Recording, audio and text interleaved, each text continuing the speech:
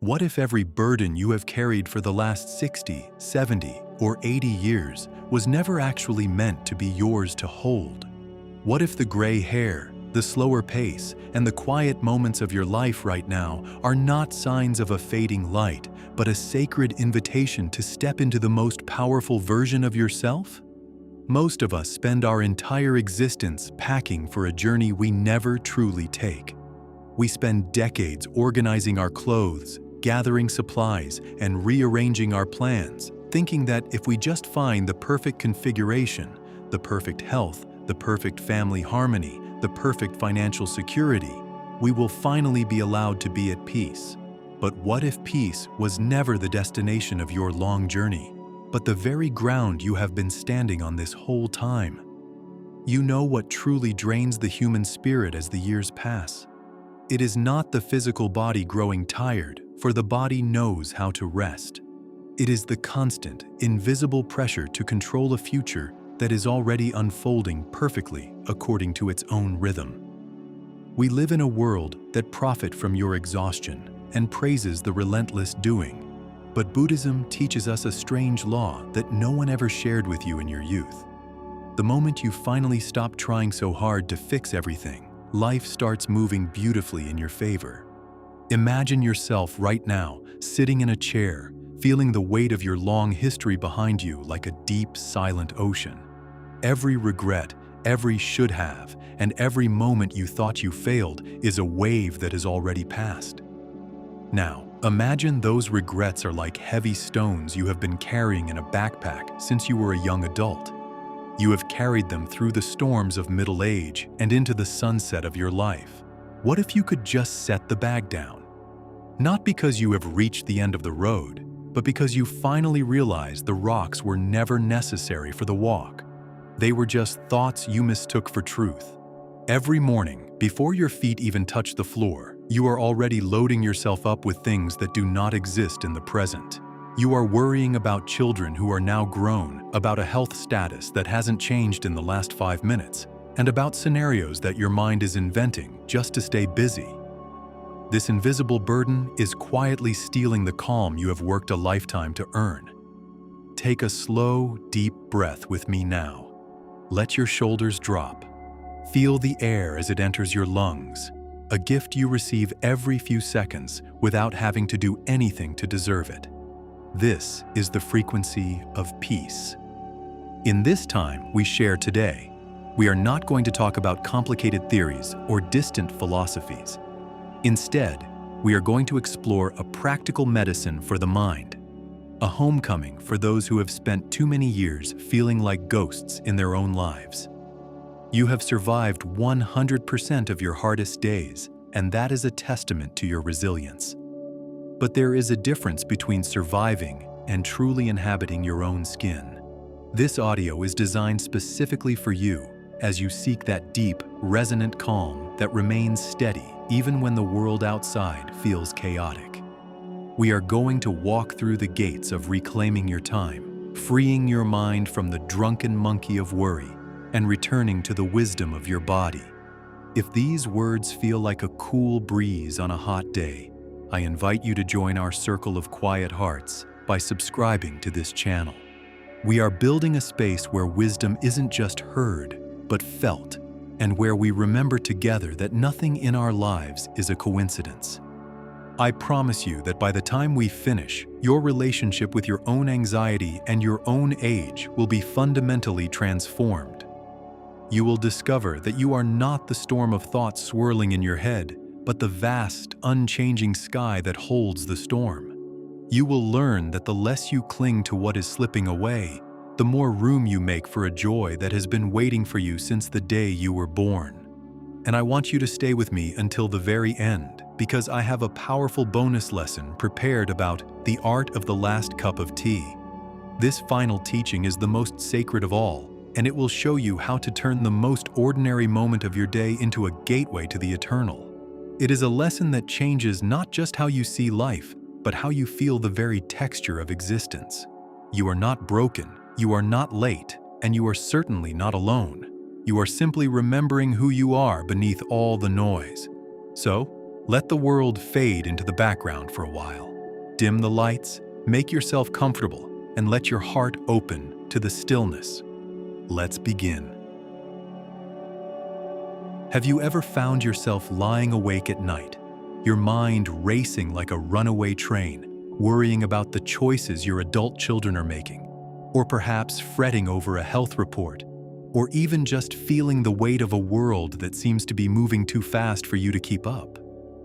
You feel as though you are in a small boat in the middle of a vast, turbulent ocean, rowing with all your might against the current, exhausted and terrified that if you stop for even a second, you will be swept away. This constant doing, this relentless fixing, is what has been draining your spirit. The Buddha once whispered a truth that has echoed through the centuries.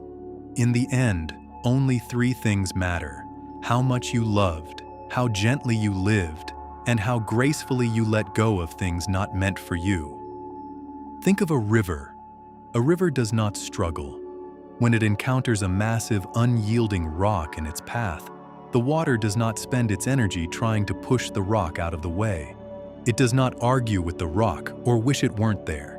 Instead, the river simply flows around it. It finds the path of least resistance. The water remains soft, yet it is the very thing that eventually smooths the hardest stone. You are that water, and your life's challenges are the rocks. When you stop fighting the reality of what is, you regain the energy that was being wasted on resistance. I remember a time in my own life when I was clinging so tightly to a specific outcome regarding my family. I thought that if I didn't worry, if I didn't intervene, things would surely fall apart. My hands were literally sore from the tension I carried. One evening, an old teacher looked at me and said, "You are trying to breathe for everyone else, and in the process, you are forgetting to breathe for yourself." That was the moment I realized that my interference wasn't helping. It was only suffocating my own peace.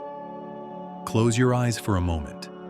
Take a long, slow breath in through your nose, and as you exhale, imagine you are dropping the heavy oars of your boat. Feel the tension leave your neck and shoulders. Imagine your boat is now being guided by a gentle, benevolent current. You don't need to row anymore. You are safe. You are held. Just notice the feeling of being supported by something much larger than yourself.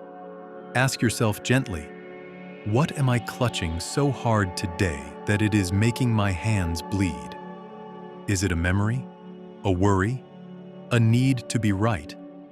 Peace is not the absence of the storm, but the discovery that you are the ocean itself, and the storm is just a ripple on the surface. If you feel a weight lifting from your heart, subscribe for more quiet teachings of the heart. We'd love to hear your thoughts.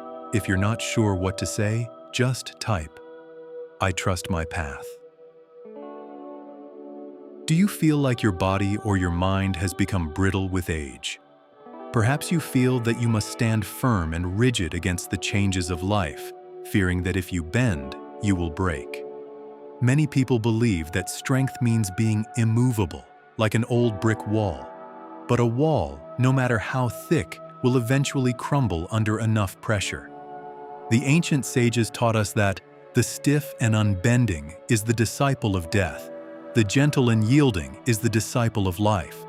True strength is not found in resistance, but in the ability to adapt. Look at the bamboo tree. When a powerful storm sweeps through the forest, the mighty oak tree stands tall and defiant. It resists the wind with all its might. But because it cannot bend, the wind eventually snaps its trunk or uproots it entirely. The bamboo, however, is different. It is hollow, humble, and incredibly flexible. As the gale blows, the bamboo bows low, almost touching the ground. It looks defeated, but it is not.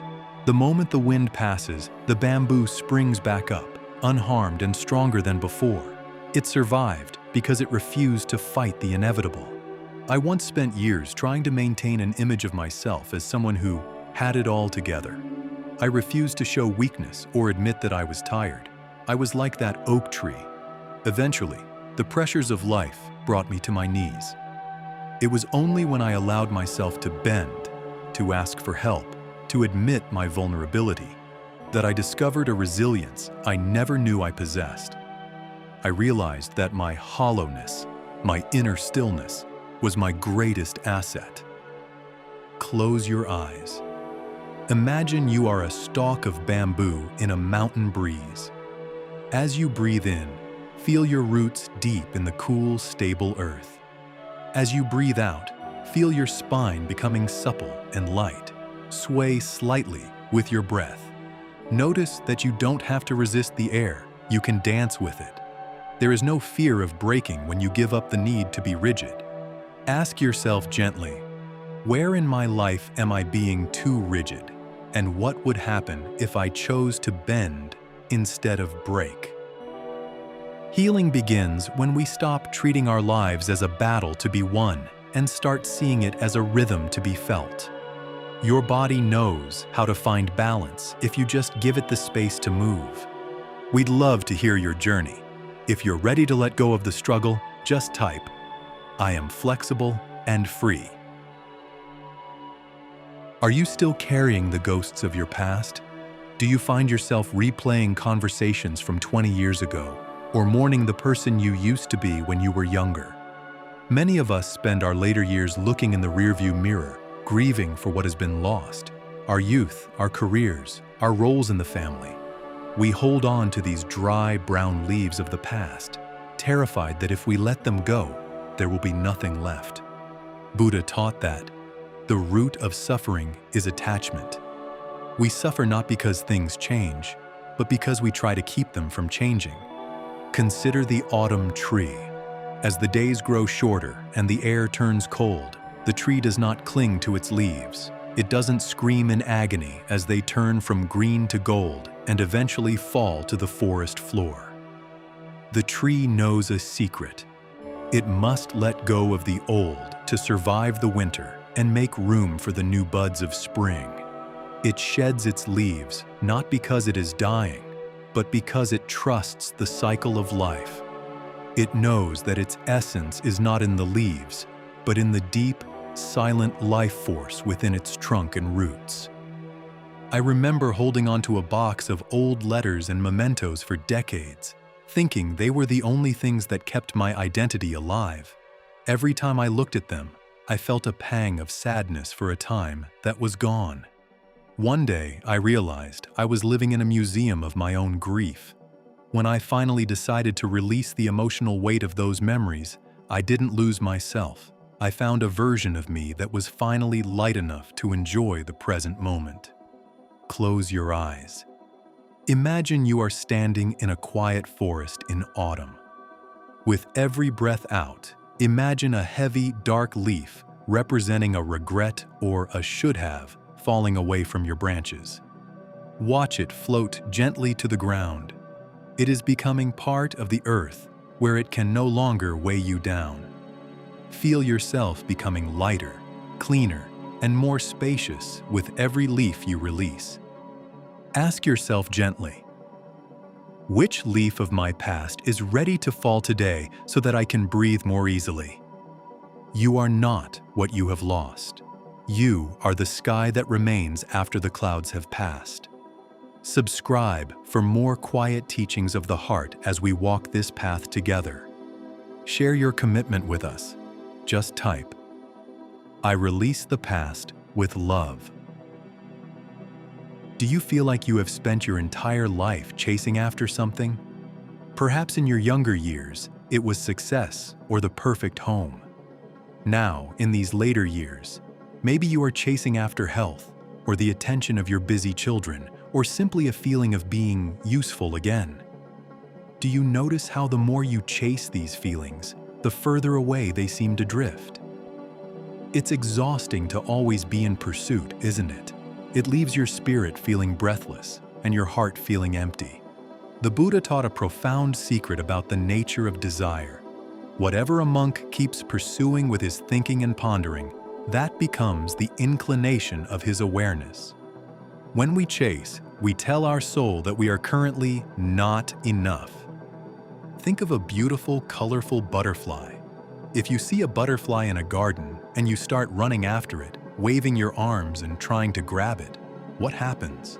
The butterfly feels your frantic energy and flies higher and further away. You exhaust yourself, tripping over stones and getting scratched by thorns, but the butterfly remains out of reach. But if you simply sit down on a wooden bench, become very still, and open your palm, something miraculous happens. The butterfly, sensing your stillness and your lack of threat, gently descends and lands right on your hand. Happiness and peace are exactly like that butterfly. They cannot be caught by force. They can only be invited by stillness. I remember a time when I felt so invisible as I grew older. I tried so hard to be needed by my family, constantly calling, constantly offering advice that wasn't asked for. I was chasing the butterfly of significance. All it did was create tension. It was only when I stepped back, returned to my own meditation, and found peace within my own company that my children began to seek me out.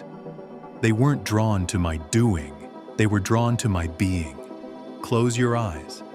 Imagine you are sitting in a sun-drenched garden. Feel the warmth of the sun on your skin.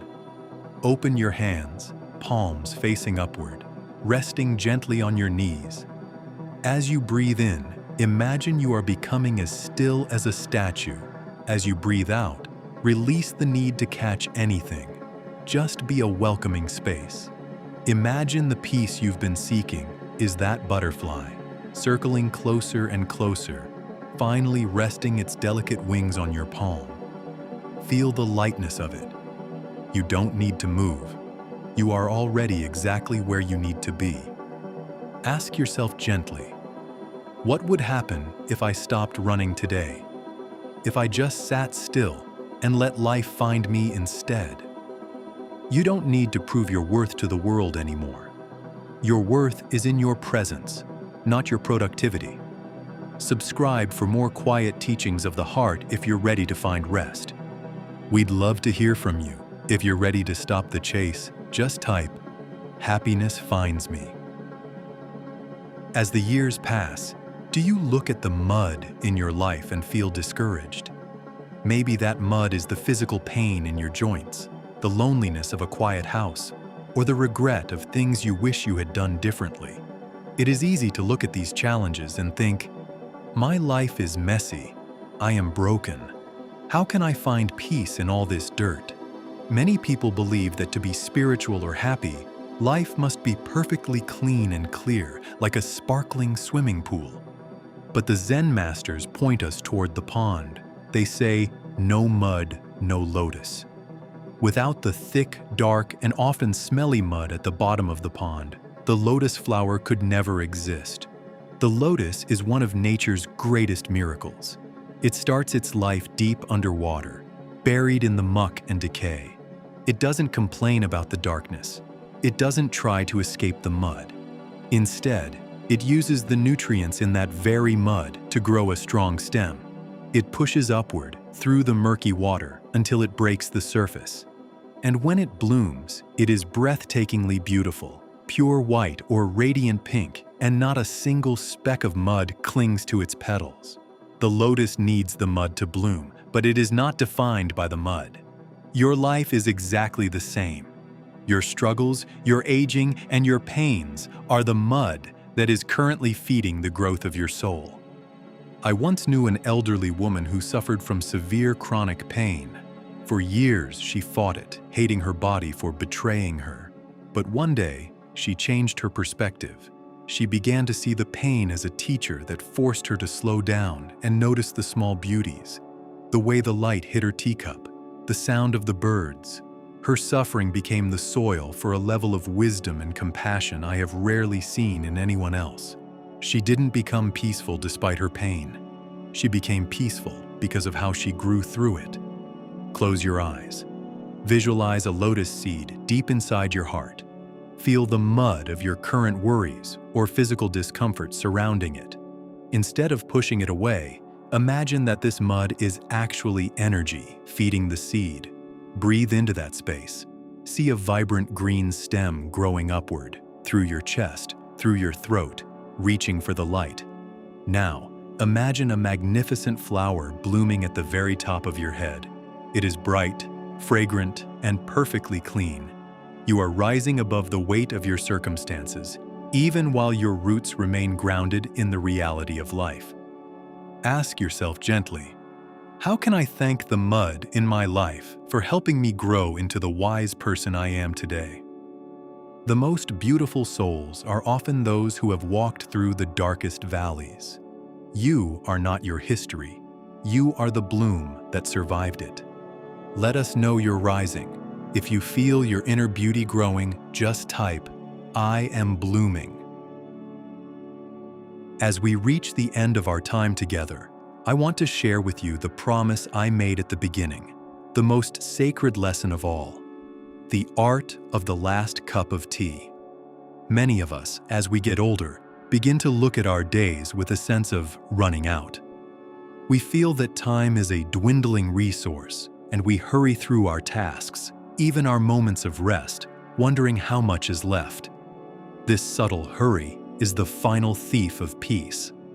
The Buddha taught that each morning we are born again.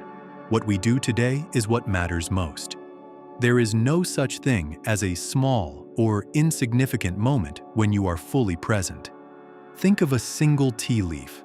By itself, it is small and dry, but when it meets the hot water, it unfurls, releasing its scent, its color, and its essence. It doesn't worry about the next cup or the bottom of the pot. It gives everything it has to this specific infusion. When you drink a cup of tea, if you are thinking about your worries, you are not drinking tea, you are drinking your worries. But if you truly taste the warmth, the bitterness, and the sweetness, you are drinking the universe itself. I remember visiting an old master who was nearly 100 years old. He moved with such slowness that it was almost like a dance.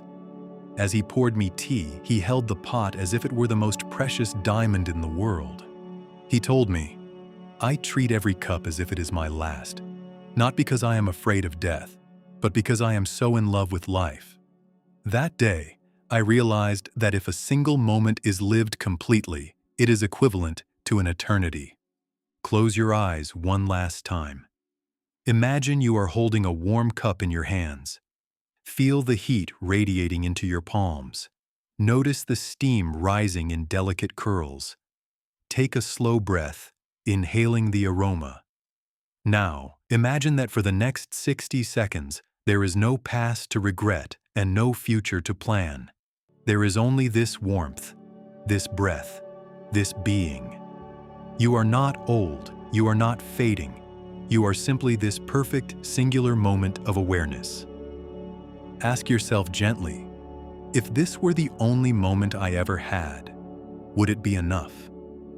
When you realize that every moment is a complete lifetime in itself, the fear of time simply evaporates. You are no longer waiting for peace. You are peace. Take these words into your heart as you move back into your day. You are not broken, you are becoming. You are not losing your light, you are becoming the light that needs no fuel. You are exactly where you are meant to be, and nothing has been a coincidence. The peace you seek is not outside. It is the very breath you are taking right now. Thank you for walking this path with me today. Remember, in this space, we believe that your presence is the greatest gift you can give the world. This is not just a video, it is a doorway back to yourself. Stay quiet, stay kind, and walk gently. Namaste.